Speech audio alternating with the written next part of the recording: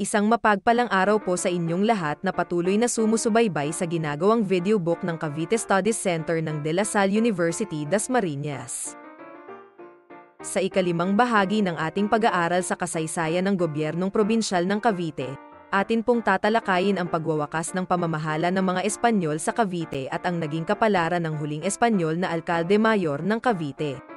Subalit bago po tayo magpatuloy, ay makikiusap po kami sa inyo na suportahan ang aming channel sa pamamagitan ng pag-subscribe at pag-like sa aming mga ginagawang video. Kaya wala na pong patumpik-tumpik pa at simulan na po natin ang ating pag-aaral.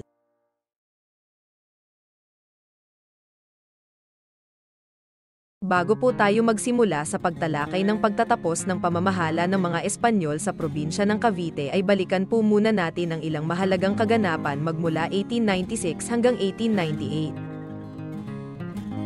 Sa taong 1896 ay sumiklab ang Rebolusyong Pilipino na pinangunahan ng kilusang katipunan sa pamumuno ni Andres Bonifacio, at nahalinhan ng revolusyonaryong gobyerno na pinamunuan ni Emilio Aguinaldo.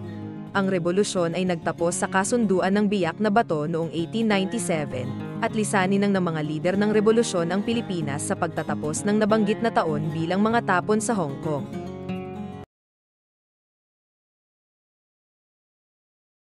Sa sumunod na taon ng 1898, nagkaroon ng mga mahahalagang kaganapan sa pandaigdig na tanghalan na makakaapekto sa kasaysayan ng Pilipinas. Naging matindi ang nagaganap na revolusyon ng mga taga-Cuba laban sa mga mananakop na Espanyol na sa ganito, ang kapitbahay na bansa nito, ang Estados Unidos ay nasangkot. Noong Enero 1898, pumasok ang barko ng US Navy na USS Maine upang protektahan ang mga mamamayang Amerikano sa Cuba at ang interes ng bansang Amerika sa nasabing kolonya ng Espanya. Subalit sa kasamaang palad ang nasabing barko ay sumabog sa Havana, at ito na ang nagsilbing mitya ng digmaang Espanyol-Amerikano noong April 21, 1898, na sinundan ng kanilang paglusob sa Cuba. Dahilan sa ang Pilipinas ay bahagi ng kolonya ng Espanya, isa ito sa mga plano ng mga Amerikano na salakayin. Nagkaroon ng negosasyon sina Aguinaldo at Spencer Pratt sa Singapore, upang kunin ng mga Amerikano ang pakikipagtulungan ng mga Pilipino sa nagaganap noon na digmaang Espanyol-Amerikano.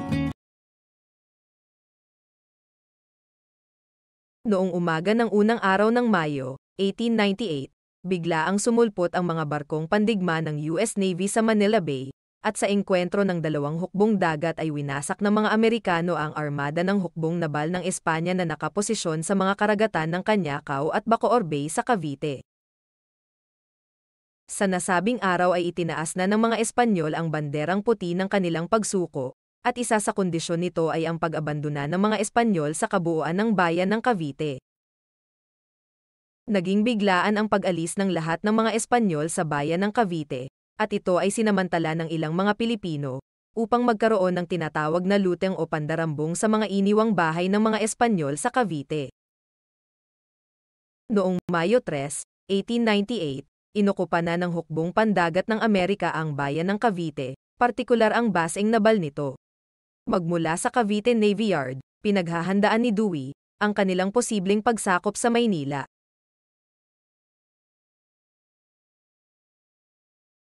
Mula sa Hong Kong, ang pangkat ni Aguinaldo ay ipinabalik ni Dewey sa Cavite upang katulungin sa seguridad ng bayan ng Cavite sa posibleng operasyon ng mga hukbong Espanyol na nasa labas ng Cavite. Noong Mayo 19, 1898, mula Hong Kong ay nagbalik si Aguinaldo sa pamamagitan ng pagbaba sa daungan ng Cavite Navy Yard, na makikita po ninyo ang eksaktong lugar na kanyang binabaan sa nasabing lugar. Mula sa Cavite Navy Yard ay ipinagkatiwala ni Dewey ang eryang sibilyan ng bayan ng Cavite kay Aguinaldo, upang masimulan nito ang muling pag-oorganisa ng isang hukbo na muling magsasagawa ng ikalawang yugto ng himagsikang Pilipino.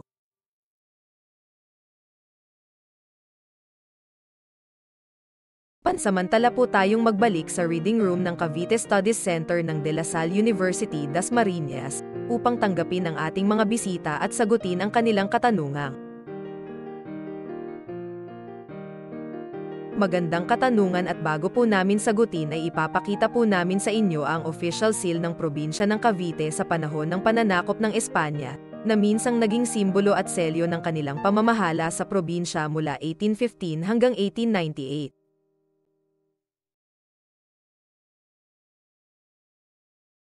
Upang maunawaan ang naging kaganapan sa pagwawakas ng gobyernong probinsyal ng mga Espanyol sa Cavite ay kailangan na sumangguni tayo sa mga kapanahong mapa.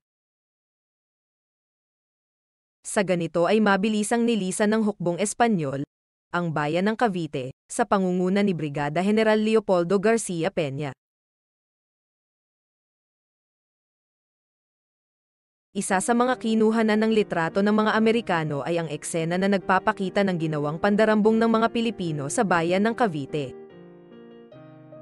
Subalit sa pag-aaral sa konteksto ng naganap na pandarambong, lumilitaw sa diary ng Jesuita na si Miguel Sadera Maso, na nagtala ng mga kaganapan sa pagbagsak ng Maynila, na ang mga Pilipino na sinasabi ng mga Amerikano na nandambong ay aktwal na kinuha ang mga natitirang kagamitan at sandata sa inabandonang bayan ng Cavite, upang dalhin sa kampo ng mga Espanyol na nasa San Francisco de Malabon.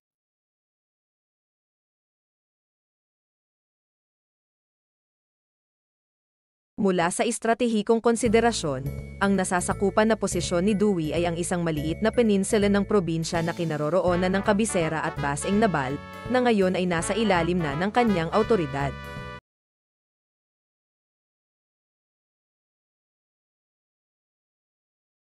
Sa pag-abandona ni General Leopoldo Peña mula sa bayan ng Cavite, inilipat nito ang kabisera ng pamahalaang probinsyal sa bayan ng San Francisco de Malabon.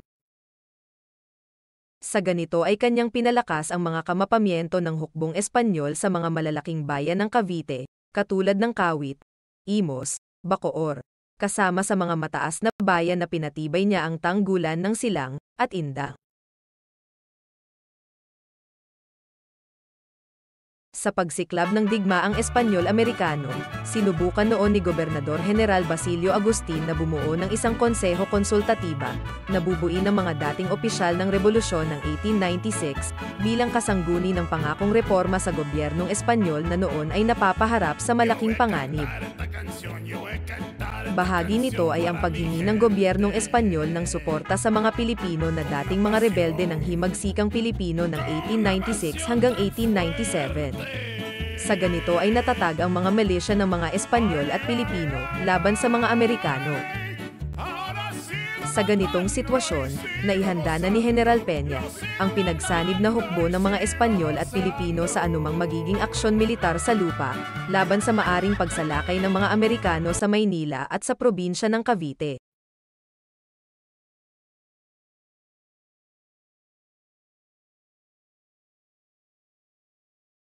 Ang katotohanan, sa probinsya ng Cavite sa mga unang linggo ng paglipat ni General Peña sa San Francisco de Malabon ay isa na itong malaking banta sa posisyon ni Dewey, na noon ay napakalimitado lamang ng bilang ng mga sundalo, at nasa loob lamang ng nababakurang bayan ng Cavite Puerto. Tandaan na bago pa man salakayin ni Dewey, ang Manila Bay ay nabuo na ang kasunduan sa pagitan ni Aguinaldo at Spencer Pratt para sa pakikipagtulungan ng mga Filipino at mga Amerikano laban sa Porsden ng Espanya. Sa ganito, mula sa Hong Kong si Aguinaldo ay isinakay sa isa sa mga babor pandigma ng Amerika na magdadala sa kanya pabalik ng Pilipinas, at sa kapanahong pahayagan ay determinado ang kanyang magiging aksyon sa pagbabali sa Pilipinas. Ito ay ang magtayo ng isang gobyerno. Sa pagbabalik ni Aguinaldo sa Cavite ay kanyang ipinatawag ang mga dating pinuno ng Rebolusyong Pilipino ng 1896, na ang karamihan sa mga ito ay bahagi na ng pinagsanib na hukbong Espanyol-Pilipino laban sa mga Amerikano. Sa pagdating ni Aguinaldo sa Cavite, pinagkalooban siya ni Dewey ng 500 Rippling Mauser at 200,000 mga bala mula sa mga naiwang sandata ng mga Espanyol sa arsenal ng hukbong dagat sa Cavite. Karagdagan pa na nagpalakas ng puwersa ni Aguinaldo ay ang pagdating ng mga armas na ang dami ay 1,979 na baril at 200,000 mga bala mula sa Hong Kong, na sakay ng barkong USS Petrel na ibinaba sa Cavite upang ipamahagi sa mga revolusyonaryong Pilipino ay nagbigay daan sa mabilisang pagbagsak ng gobyernong probinsyal ng mga Espanyol sa Cavite.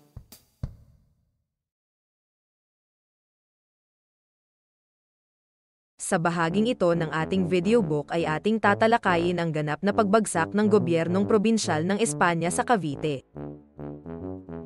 Alam na ni General Peña, ang nagaganap na muling pagbabangon ng mga Pilipino, laban sa Espanya sa pamumuno ni Aguinaldo at ang pagbabalik ng mga Caviteñong opisyal na kanyang nirekluta para sa kanyang milisya, sa panig ni Aguinaldo. Nagkaroon na ng desertion ang ilang mga pinunong Pilipino na kasama sa itinayong milisya ng pinagsamang mga Espanyol at Pilipino. Ito ang hinaharap na problema ni General Peña sa pagbabalik ni Aguinaldo sa Cavite.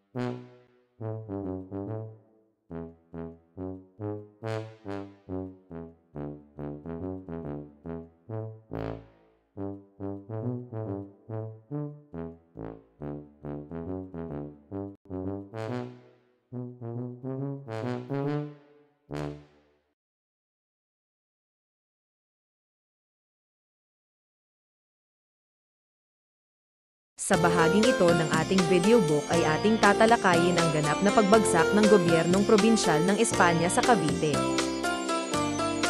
Alam na ni General Peña, ang nagaganap na panibagong pagbabangon ng mga Pilipino, laban sa Espanya sa pamumuno ni Aguinaldo at ang pagbabalik ng mga Caviteñong opisyal na kanyang nirekluta para sa kanyang milisya, ay nagtungo na sa panig ni Aguinaldo.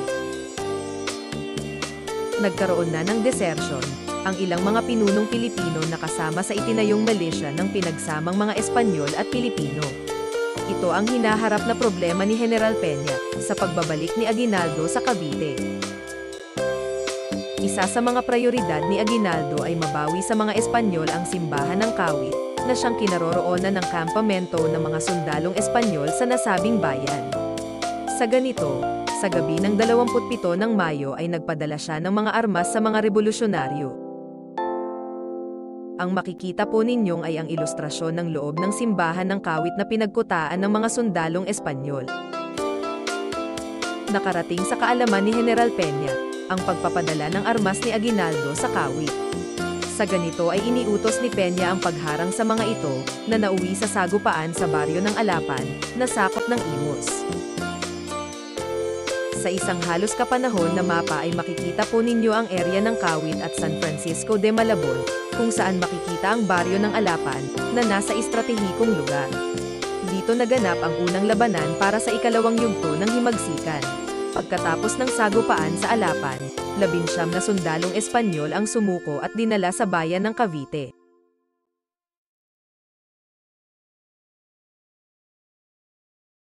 Ang panalo ng mga Pilipino sa sagupaan sa Alapan ay nagpasimula ng sunod-sunod na pagwawagi ng mga revolusyonaryo at nagsimula na bumagsak ang mga kampamento ng mga sundalong Espanyol sa Kawit, pulverista sa Binakayan. Bumagsak na rin ang tanggulan ng mga ito sa Imus at Bacoor. Ang puwersa ni General Peña na nasa San Francisco de Malabon ay pinalibutan ng mga revolusyonaryo sa pamumuno ni General Trias, Ricarte, at Arayata. Pagkalipas ng 3 araw, magmula sa labanan ng Alapan, napilitan si Peña na sumuko, kasama ng kanyang 900 na mga tauhan mula sa infantriya at 80 mula sa artilleria. Kasama sa isinuko ay ang lahat ng kanilang mga sandata.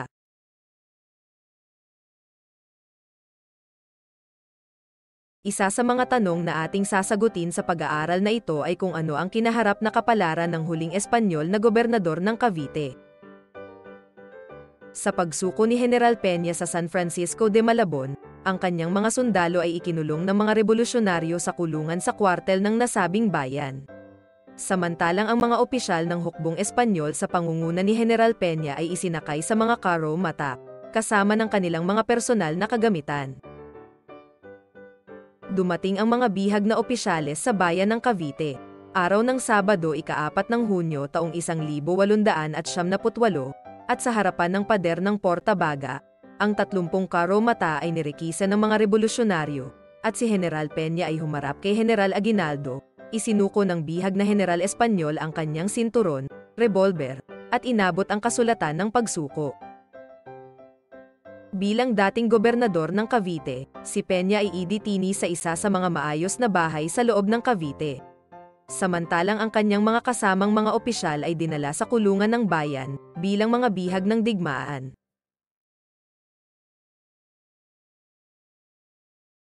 Ang pagsuko ni Peña ay nagbigay daan sa pagbagsak ng buong Cavite sa kamay ng mga revolusyonaryo. Sa ganito, ang gobyernong probinsyal ng Cavite ay naisali na sa kapangyarihan ng mga Pilipino at si Mariano Trias, ang maituturing na unang Pilipino na italaga bilang gobernador ng Cavite. Sa pagpapatuloy ng naging kapalaran ni Peña, noong kalagitnaan ng Hulyo taong 1878, nilisan ni Aguinaldo ang Cavite para ilipat ang kanyang gobyerno sa Bacoor, dahilan si Peña ang pinakamataas na pinunong Espanyol na bihag ng mga revolusyonaryo. Ito ay inilabas ng Cavite at ikinulong sa bayan ng Imos. Sa paglipat ni Aguinaldo sa Malolos, si General Peña ay kasama pa rin sa dinala nito bilang bilanggo ng digmaan, at sa panahon digmaang Pilipino-Amerikano, ang nasabing General Espanyol ay nanatiling bilanggo at ipinagkatiwala sa pag-iingat ni General Tino. Dahilan sa kasagsagan ng digmaang Pilipino-Amerikano, si Peña at ang mga kasamahan niyang mga bilanggo ay iniwan ng mga bantay sa bayan ng Dingras, kung saan sila natagpuan ng mga Amerikano at ipinadala sa baybaying bayan ng Ilocos Norte, para maibalik sa Maynila. Si General Peña ay nagbalik sa Espanya, at ayon sa Anworio na giya opisyal, ay nagpatuloy pa rin ito ng paglilingkod sa hukbo ng Espanya bilang komandante ng kabalyerya. Muli po kaming nagpapasalamat sa inyong ginawang panunood sa aming educational video. Hanggang sa susunod, magsama-sama po tayong muli.